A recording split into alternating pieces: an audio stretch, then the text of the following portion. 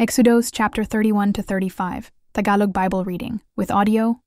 Exodo 31, ang mga manggagawa para sa tabernakulo at ang Sabath, at sinalita ng Panginoon kay Moises na sinasabi, Tua, tingnan mo aking tinawag sa pangalan si Bezalel na anak ni Uri na anak ni Hur, sa lipi ni Juda, Tres, at aking pinuspos siya ng Espiritu ng Diyos, ng karunungan, at ng pagkaunawa, at ng kaalaman, at ng bawat gawang kamay, para sa upang kumatha ng mga katha, upang gumawa sa ginto at sa pilak at sa tanso, film at sa pagputol ng mga bato upang ilagay, at sa pagputol ng kahoy upang gumawa sa bawat gawang kamay. Ay na at narito, aking inilagay na kasama niya si Aholiab, na anak ni Ahisamak, sa lipi ni Dan. At sa puso ng bawat may karunungan, ay aking inilagak ang karunungan, upang kanilang magawa ang lahat na aking iniutos sa iyo. Siyete, ang tabernakulo ng kapisanan, at ang kaban ng patotoo, at ang takip ni Yaon, at ang lahat ng kasangkapan sa tabernakulo, at ang dulang at ang mga kasangkapan ni Yaon, at ang kandelero na dalisay na ginto, at ang lahat ng kasangkapan ni Yaon, at ang dambanang kamangyan, 9, at ang dambanang handog na susunugin at ang lahat ng kasangkapan ni Yaon, at ang hugasan at ang tungtungan ni Yaon, tamasesin niya 9, at ang mga kasuutan na yari, at ang mga banal na kasuutan para kay Aaron na saserdote, at ang mga kasuutan ng kaniyang mga anak, upang sila'y mga siwa sa katungkulan ng pagkasaserdote, 11. At ang langis na pampahid, at ang kamangyan na mabangong ukol sa santuwaryo, ayon sa lahat na aking iniutos sa iyo, ay gayon kanilang gagawin. Ang Sabath ay palatandaan ng tipan, 12. At sinalita ng Panginoon kay Moises na sinasabi, 13. Iyong salitain rin sa mga anak ni Israel, na iyong sabihin, tunay na ang aking mga Sabat ay inyong iingatan, sapagkat isang tanda sa pagitan ko at ninyo sa buong panahon ng inyong lahi, upang inyong makilala na ako ang Panginoon na nagpapabanal sa inyo. 14. Inyong iingatan ang Sabat nga, sapagkat banal sa inyo, ang sino mang lumapastangan niyaon ay tunay na papatayin. Sapagkat sinumang gumawa ng gawa roon, ay ihihiwalay ang taong yaon sa kaniyang bayan. 15. 6 na araw gagawin ang gawain. Datapuat sa 7 araw, ay Sabath ng takdang kapahingahan, banal sa Panginoon. Sinumang gumawa ng gawa sa araw ng Sabath, ay tunay na papatayin. Dinan kaya't iingatan ng mga anak ni Israel ang Sabath, na kanilang ipangingilin sa buong panahon ng kanilang lahi, na pinakawalang hanggang tipan. Sibatin isang ang tanda sa pagitan ko at ng mga anak ni Israel magpakailanman, sapagkat sa 6 na araw ay ginawa ng Panginoon ang langit at ang lupa, at sa 7 araw ay nagpahinga siya at naginhawahan. Ibinigay ang 2 tapyas ng bato, 18, at nang kaniyang matapos na makipagsalitaan kay Moises sa bundok ng Sinai, ay ibinigay niya sa kaniya ang 2 tapyas ng patotoo, mga tapyas na bato, na sinulatan ng daliri ng Diyos. Exodo 32 ang gintong guya. Nang makita ng bayan na si Moises ay nagluwat ng pagbaba mula sa bundok. Ang bayan ay nagtipon kay Aaron at sinabi sa kanya, tumindig ka, igawa mo kami ng mga Diyos na mangunguna sa amin, sapagkat tungkol kay Moises na ito, na lalaking nagsampa sa amin mula sa lupain ng Ehipto, ay hindi namin nalalaman kung anong nangyari sa kanya. Duduon. At sinabi ni Aaron sa kanila, alisin ninyo ang mga hikaw na ginto na nasa mga tainga ng inyong mga asawa, ng inyong mga anak na lalaki, at ng inyong mga anak na babae, at dalhin ninyo sa akin. 3. At inalis ng buong bayan ang mga hikaw na ginto na nasa kanilang mga tainga, at dinala kay Aaron, inam for Salter. At kaniyang tinanggap sa kanilang kamay, at ginawang isang larawang binubo ng gamit sa paglililok, at ginawa niyang isang guya, at kanilang sinabi, ito ang iyong mga Diyos, o Israel, na nagsampa sa iyo mula sa lupain ng Ehipto. Why? At nang makita ito ni Aaron, ay nagtayo siya ng isang dambana sa harap ni Yaon. At ipinahayag ni Aaron at sinabi, bukas ay kapistahan sa Panginoon, ay tais. At sila'y bumangong maaga sa kinaumagahan, at nangaghandog ng mga handog na susunugin, at nangagdala ng mga handog tungkol sa kapayapaan. At naupo ang bayan upang kumain at uminom, at tumindig upang magpakasayaw. Galit ng Panginoon, Shiti at sinalita ng Panginoon kay Moises, yumaon ka, bumaba ka, sapagkat ang iyong bayan, na iyong iniahon mula sa lupain ng Ehipto, ay nangagpakasama. 8 Madalas silang lumiko sa daan na aking iniutos sa kanila. Sila'y gumawa ng isang guya na binubo, at sinamba, at pinaghandugan ng hain, at kanilang sinabi, ito ang iyong mga Diyos, o Israel, na nagsampa sa iyo mula sa lupain ng Ehipto. 9 At sinabi ng Panginoon kay Moises, aking nakita ang bayang ito at narito isang bayang matigas ang ulo. 10 Ngayon nga'y pabayaan mo ako, upang ang aking galit ay magalablaban sa kanila, at aking lipulin sila, at gagawin kitang isang malaking bansa.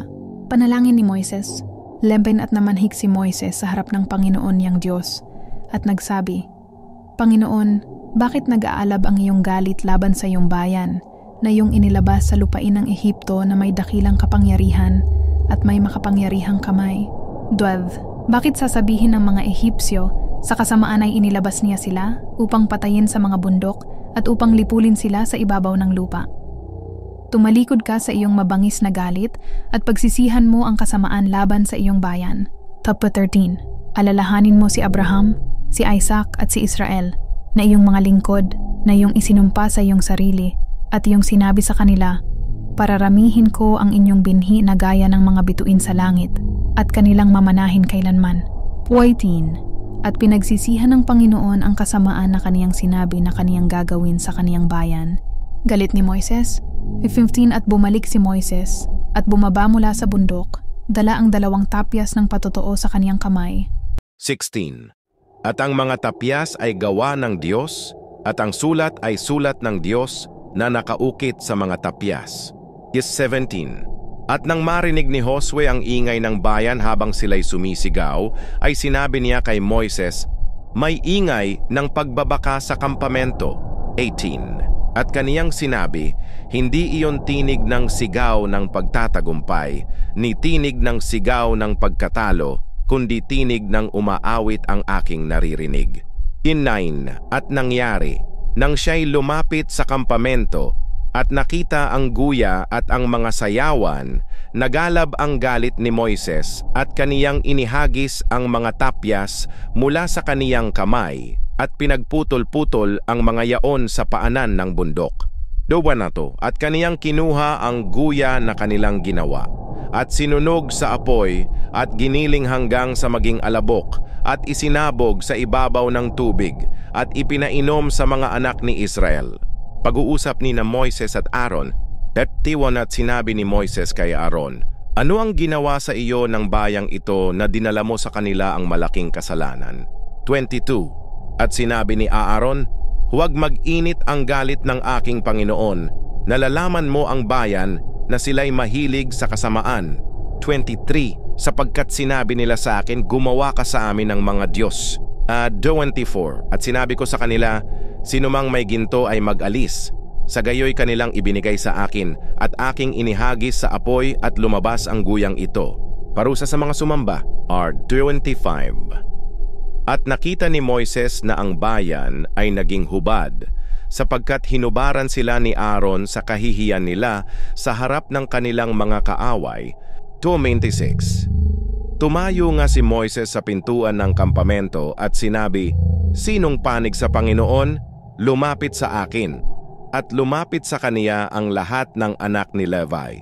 27 At sinabi niya sa kanila, ganito ang sabi ng Panginoon, bawat isa'y pumatay ng kaniyang kapatid, kaibigan at kapwa. 28 At tinupad ng mga anak ni Levi ang utos, at 3,000 lalaki ang napatay ng araw na iyon. 29 At sinabi ni Moises, inyong itinatalaga ang inyong sarili sa Panginoon, upang siya'y magbigay sa inyo ngayon ng pagpapala. Muling namagitan si Moises. Turn to kinabukasan, sinabi ni Moises sa bayan, kayo'y nagkasala ng malaking kasalanan, at ngayoy aahon ako sa Panginoon, marahil ay aking matutubos ang inyong kasalanan. 31 At bumalik si Moises sa Panginoon, at nagsabi, ang bayang ito'y nagkasala ng malaking kasalanan, at gumawa sila ng mga Diyos na ginto. 32 Ngunit ngayon, kung iyong patatawarin ang kanilang kasalanan, ay patawarin mo. Ngunit kung hindi, ay pakibura mo ako sa iyong aklat na isinulat mo. Turn 33 At sinabi ng Panginoon, ang sino mang nagkasala laban sa akin ay siya kong buburahin sa aking aklat. Pertapur. Ngayon nga'y yumaon ka, pamunuan mo ang bayan. Ang aking anghel ay mauuna sa iyo. Sa araw ng aking pagdalaw, aking dadalawin ang kanilang kasalanan. 35. At pinahirapan ng Panginoon ang bayan sapagkat kanilang ginawa ang guya na siyang ginawa ni Aaron. Exodo 33. Ang Panginoon ay nangakong sasama. Wadya't sinabi ng Panginoon kay Moises, yumaon ka, ikaw at ang bayan iyong iniahon mula sa lupain ng Ehipto, sa lupain na aking isinumpa kay Abraham, kay Isaac at kay Jacob, na aking sinasabi, sa iyong binhi ay ibibigay ko, duwa't aking susuguin ang isang anghel sa unahan mo. At aking palalayasin ang Kananeo, ang Amoreo, at ang Heteo, at ang Fereseo, ang Heveo, at ang Hebuseo. Treke, sa isang lupaing binubukalan ng gatas at pulot, sapagkat hindi ako sasama sa gitna mo, sapagkat ikaw ay bayan may matigas na ulo, baka ikaw ay aking lipulin sa daan. Ebarn, at nang marinig ng bayan ang masasamang salitang ito, ay tumangis sila. At sino man sa kanila ay walang nagsuot ng kaniyang mga hiyas. Mabi at sinabi ng Panginoon kay Moises, sabihin mo sa mga anak ni Israel, kayo ay bayan may matigas na ulo. Kung ako'y sasama ng isang sandali sa gitna mo, ay aking lilipulin ka. Kaya't ngayoy hubarin mo ang iyong mga hiyas mula sa iyo, upang aking maalaman kung anong aking gagawin sa iyo. Ayon at inihubad ng mga anak ni Israel ang kanilang mga hiyas mula sa bundok ng Horeb. Ang toldang tipanan sa labas ng kampamento, Nusatda. Si Moises nga ay kumuha ng tolda at itinayo sa labas ng kampamento, na malayo sa kampamento, at tinawag na tabernakulo ng kapisanan. At nangyari, na bawat taong humahanap sa Panginoon ay lumalabas sa tabernakulo ng kapisanan, na nasa labas ng kampamento. 8. At nangyari, na pagka si Moises ay lumalabas sa tabernakulo, ang buong bayan ay bumabangon, at ang bawat isa'y tumatayo sa pintuan ng kaniyang tolda, at tinitingnan si Moises hanggang sa siya'y pumasok sa tolda. 9. At nangyari, na pagka si Moises ay pumapasok sa tolda, ang haliging ulap ay bumababa at tumatayo sa pintuan ng tolda, at ang Panginoon ay nakikipag-usap kay Moises. 10. At nakita ng buong bayan ang haliging ulap na nakatayo sa pintuan ng tolda, at ang buong bayan ay tumitindig at sumasamba, bawat isa'y sa pintuan ng kaniyang tolda. 11. At ang Panginoon ay nakikipag-usap kay Moises ng mukhaan, na gaya ng pakikipag-usap ng isang tao sa kaniyang kaibigan. At siya'y bumabalik uli sa kampamento. Datapuwat ang tagapaglingkod niya, si Josue na anak ni Nun, na binata, ay hindi humihiwalay sa tolda. Ang panalangin ni Moises, Apo. At sinabi ni Moises sa Panginoon, tingnan mo, iyong sinasabi sa akin, papagdalhin mo ang bayang ito. At hindi mo ipinakikilala sa akin kung sino ang iyong susuguin na kasama ko. Gayon may iyong sinabi, nakikilala kita sa pangalan, at ikaw naman ay nakasumpong ng biyaya sa aking paningin. 13. Ngayon nga, isinasamo ko sa iyo, kung ako'y nakasumpong ng biyaya sa iyong paningin, ay ituro mo sa akin ngayon ang iyong daan, upang ikaw ay aking makilala, upang ako'y makasumpong ng biyaya sa iyong paningin, at isaalang-alang mo na ang bansa na ito ay iyong bayan. 14. At kanyang sinabi, ang aking mukha ay sa iyo, at bibigyan kita ng kapahingahan. 15. At sinabi niya sa kanya, kung ang iyong mukha ay hindi sasama, ay huwag mo kaming papagdalhin mula rito. Sabihin sapagkat paanong makikilala nga na ako'y nakasumpong ng biyaya sa iyong paningin, ako at ang iyong bayan? Hindi baga sa iyong paglalakad na kasama namin na kami ay magkakabukod, ako at ang iyong bayan, sa lahat ng mga bayan na nasa ibabaw ng balat ng lupa? 17. At sinabi ng Panginoon kay Moises, gagawin ko ang bagay na ito na iyong sinalita, sapagkat ikaw ay nakasumpong ng biyaya sa aking paningin at kilala kita sa pangalan. Ipinakita ng Diyos ang kaniyang kaluwalhatian. 18. At sinabi niya, isinasamo ko sa iyo, ipakita mo sa akin ang iyong kaluwalhatian. 19. At sinabi niya, aking paparaanin ang lahat ng aking kabutihan sa harap mo, at ako'y magpapahayag ng pangalan ng Panginoon sa harap mo, at ako'y magpapakita ng biyaya sa aking kinalulugdan, at maaawa ako sa aking kinaaawaan. 20. At kaniyang sinabi, hindi mo makikita ang aking mukha, sapagkat hindi maaaring makita ako ng tao at mabuhay. 21. At sinabi ng Panginoon, narito, may isang dako sa tabi ko, at ikaw ay tatayo sa ibabaw ng bato. 22. At mangyayari na samantalang ang aking kaluwalhatian ay dumaraan ay ilalagay kita sa isang bitak ng bato, at aking tatakpan ka ng aking kamay hanggang sa ako'y makaraan. 23. At aking aalisin ang aking kamay, at ikaw ay makakakita ng aking likuran. Datapwat ang aking mukha ay hindi makikita. Exodo 34. Ang mga bagong tapyas ng bato, anunon at sinabi ng Panginoon kay Moises, humugis ka ng 2 tapyas na bato na gaya ng una, at isusulat ko sa mga tapyas ang mga salita na nasa unang tapyas na iyong binali. At iyong ihanda ka agad sa kinaumagahan, at sumampa ka sa bundok ng Sinai, at humarap ka roon sa akin sa taluktok ng bundok. 3. At sinumang tao ay huwag sumampa na kasama mo. Ni huwag may makitang sinumang tao sa buong bundok. Ni ang mga kawanman, ni ang bakahan, ay huwag manginain sa tapat ng bundok na yaon. Term. At humugis siya ng 2 tapyas na bato na gaya ng una, at bumangong maaga si Moises sa kinaumagahan, at sumampa sa bundok ng Sinai, gaya ng iniutos sa kaniya ng Panginoon, at tangnan sa kaniyang kamay ang 2 tapyas na bato. At ang Panginoon ay bumaba sa isang alapaap, at tumayo roon na kasama niya, at itinanyag ang pangalan ng Panginoon, Magagor. At ang Panginoon ay dumaan sa harap niya, at itinanyag, ang Panginoon, isang Diyos na puspos ng kahabagan at mapagkaloob, banayad sa pagkagalit, at sagana sa kaawaan at katotohanan. Teta, na nag-iingat ng kaawaan sa libo-libo, nagpapatawad ng kasamaan at pagsalangsang at kasalanan, at sa anumang paraan ay hindi aariing walang sala ang salarin, na dinadalaw ang kasamaan ng mga magulang sa mga anak at sa mga anak ng mga anak, hanggang sa 3 at 4 na salin. 8. At nagmadaling iniyuko ni Moises ang kaniyang ulo sa lupa at sumamba. 9. At kaniyang sinabi, kung ngayoy nakasumpong ako ng biyaya sa iyong paningin, O Panginoon, ay ipahintulot mo na ang Panginoon ay sumama sa amin. Bagaman isang bayang may matigas na ulo, at ipatawad mo ang aming kasamaan at aming kasalanan, at ariin mo kaming iyong mana. Ang tipan ay ipinanumbalik. 10. At kaniyang sinabi, narito, ako'y nakikipagtipan. Sa harap ng buong bayan mo, ay gagawa ako ng mga kababalaghan na kailan may hindi ginawa sa buong lupa o sa alinmang bansa, at makikita ng buong bayan na iyong kinaroroonan ang gawa ng Panginoon, sapagkat kakilakilabot ang bagay na aking gagawin sa pamamagitan mo. Laningatan mo yaong aking iniuutos sa iyo sa araw na ito. Narito, aking palalayasin sa harap mo ang Amoreo, at ang Kananeo, at ang Hetheo, at ang Ferezeo, at ang Heveo, at ang Hebuseo. Tatwado, mag-ingat ka, baka ikaw ay makipagtipan sa mga nananahan sa lupain na iyong pagpasukan, baka sila'y maging silo sa gitna mo.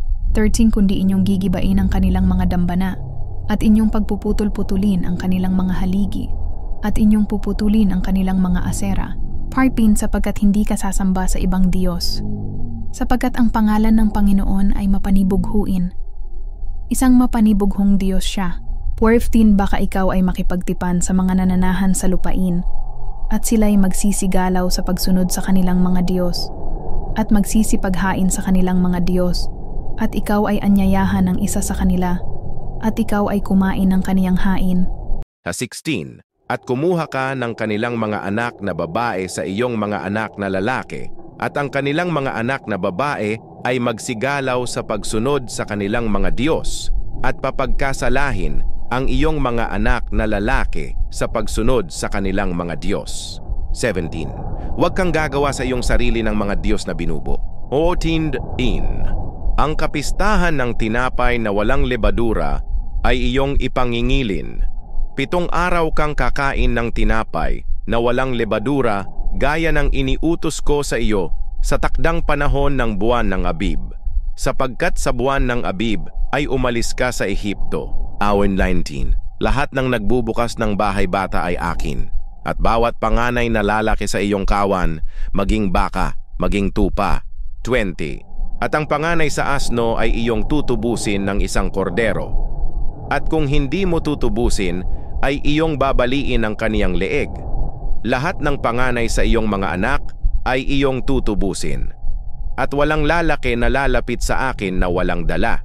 Das 6 na araw kang gagawa, ngunit sa ikapitong araw ay magpapahinga ka, sa pag-aararo at sa pag-aani ay magpapahinga ka.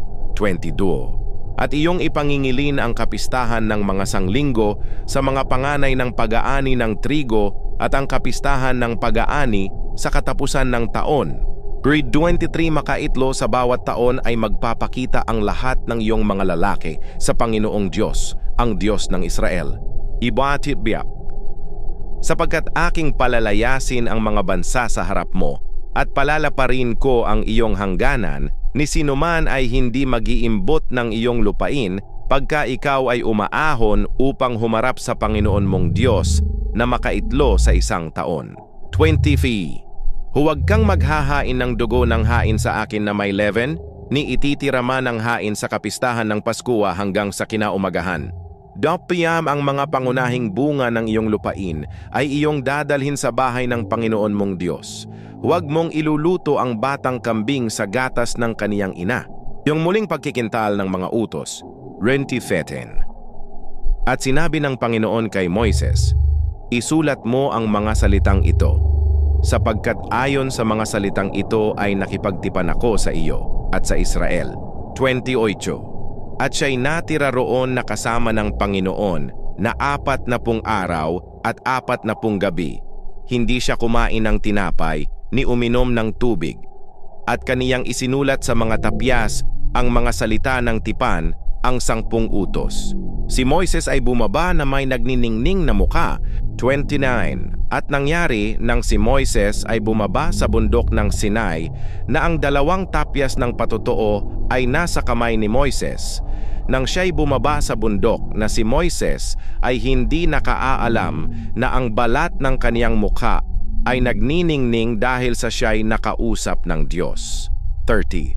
At nang makita siya ni Aaron at ng lahat ng anak ni Israel, narito, ang balat ng kaniyang mukha ay nagniningning, at sila'y natakot na lumapit sa kaniya. 31.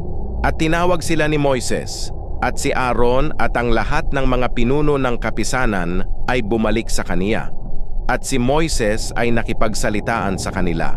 32. At pagkatapos ay lumapit ang lahat ng anak ni Israel, at kaniyang iniutos sa kanila ang lahat ng bagay na sinalita ng Panginoon sa kaniya sa bundok ng Sinai.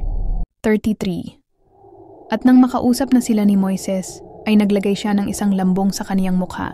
34. Datapuat pagka pumapasok si Moises sa harap ng Panginoon upang makipag-usap sa kaniya, ay inaalis niya ang lambong hanggang sa siya'y lumabas. At pagka siya'y lumabas, ay sinasalita niya sa mga anak ni Israel ang kaniyang inuutos. 35. At nakita ng mga anak ni Israel ang mukha ni Moises, na ang balat ng mukha ni Moises ay nagliliwanag. At ibinabalik ni Moises ang lambong sa kaniyang mukha, hanggang sa siya'y pumasok upang makipag-usap sa kaniya. Exodo 35 Tagalog. At pinisan ni Moises ang buong kapulungan ng mga anak ni Israel, at sinabi sa kanila, ito ang mga bagay na iniutos ng Panginoon na inyong gawin. 6 na araw na gagawin ang gawain.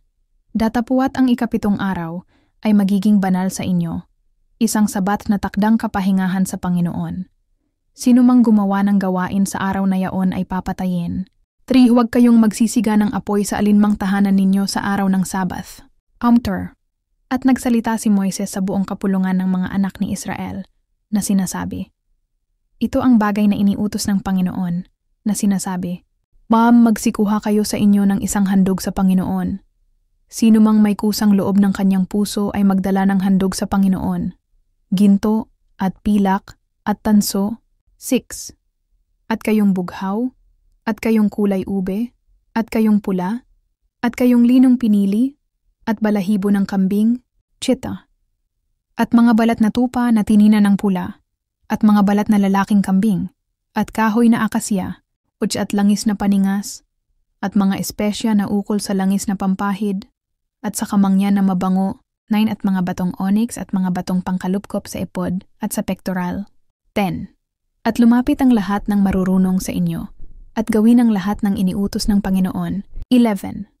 Ang tabernakulo, ang tolda niyaon, at ang panakip niyaon, ang mga kawit niyaon, at ang mga tabla niyaon, ang mga barakilan niyaon, ang mga haligi niyaon, at ang mga tungtungan niyaon, dom ang kaban, at ang mga pinggan niyaon, ang luklukan ng awa, at ang lambong na pantakip, tereweprain ang dulang, at ang mga pinggan niyaon, at ang lahat ng kasangkapan niyaon, at ang tinapay na handog, 14. At ang ilawang kandelero na ukol sa liwanag, at ang mga kasangkapan niyaon, at ang mga ilawan niyaon, at ang langis na paningas, 15. At ang damba ng kamangyan, at ang mga pinggan niyaon, at ang langis na pampahid, at ang kamangyan na mabango, at ang lambong ng pinto sa pasukan ng tabernakulo, sampayin ang damba ng handog na susunugin, pati ng parilya niyaon na tanso, ang mga pinggan niyaon, at ang lahat ng kasangkapan niyaon, ang palangganang tanso, at ang tungtungan niyaon. Sibiyad ang mga tabing ng looban, ang mga haligi niyaon, at ang mga tungtungan niyaon, at ang tabing ng pintuan ng looban. 18. Ang mga tulos ng tabernakulo, at ang mga tulos ng looban, at ang kanilang mga panali. 19. Ang mga kasuutan na ukol sa pangangasiwa sa santuaryo, ang mga banal na kasuutan ni Aaron na saserdote, at ang mga kasuutan ng kaniyang mga anak, upang mga siwa sa katungkulang saserdote. 20. At ang buong kapulungan ng mga anak ni Israel ay umalis mula sa harap ni Moises. 21. At sila'y naparoon, bawat taong napukaw sa kanyang puso, at bawat may kusang loob ng kanyang diwa, at dinala ang handog sa Panginoon sa gawa ng tolda ng kapisanan, at sa buong paglilingkod doon, at sa mga banal na kasuutan. 22. At sila'y nagsiparoon, mga lalaki't mga babae, na may kusang loob, at nagsipagdala ng mga agsing, at mga hikaw, at mga singsing, at mga pulsera, bawat bagay na ginto. Sa makatuwid bagay bawat taong naghain ng handog na ginto sa Panginoon. 23. At bawat taong nasumpungan ng kayong bughaw, at kayong kulay ube, at kayong pula, at kayong linong pinili, at balahibo ng kambing, at mga balat na tupa na tinina ng pula, at mga balat na lalaking kambing, ay nagsipagdala. Bawat taong naghain ng handog na pilak at tanso ay nagdala ng handog sa Panginoon. At bawat taong nasumpungan ng kahoy na akasiya sa alinmang gawain ng paglilingkod ay nagdala. 25. At ang lahat ng mga babae na may katalinuhan ay nagsihabi ng kanilang mga kamay, at dinala ang kanilang mga inihabi, ang kayong bughaw, at ang kayong kulay ube, at ang kayong pula, at ang linong pinili. 26. At ang lahat ng mga babae na napukaw ang puso sa kanila ng karunungan ay nagsihabi ng balahibo ng kambing. 27. At ang mga pangulo ay nagsipagdala ng mga batong onyx at ng mga batong pangkalupkop sa epod at sa pectoral. Dawitioyno at ng mga espesya at ng langis na paningas at ng langis na pampahid at ng mabangong kamangyan. 29. Ang mga anak ni Israel ay nagsipagdala ng kusang handog sa Panginoon, bawat lalaki at babae, na ang puso ay nagkaloob ng kusa upang dalhin sa lahat ng gawain na iniutos ng Panginoon na gawin sa pamamagitan ni Moises. 30. At sinabi ni Moises sa mga anak ni Israel, "Tingnan ninyo, tinawag ng Panginoon sa pangalan si Bezaleel na anak ni Uri, na anak ni Hur, sa lipi ni Huda." 31. At kanyang pinuspos ng Espiritu ng Diyos sa karunungan, sa kaalaman, at sa kabatiran, at sa bawat gawain. 32. At upang gumanap ng mga gawaing mahuhusay, upang gumawa sa ginto, at sa pilak, at sa tanso. 33. At upang humugis ng mga mahalagang bato, upang ikalupkop, at upang humugis ng kahoy, upang gumawa sa bawat mahuhusay na gawaing may katalinuhan. 34. At inilagay sa kanyang puso na siya'y magturo, siya, at si Aholiab, na anak ni Ahisamak sa lipi ni Dan. 35 mo, nilagyan sila ng karunungan ng puso upang gumanap ng bawat gawa ng manggagawa at ng mahusay na manggagawa at ng mangbuburda sa kayong bughaw at kayong kulay ube at kayong pula at lino at ng manghahabi, ng bawat manggagawa at ng mga gumagawa ng mga mahiwagang gawain,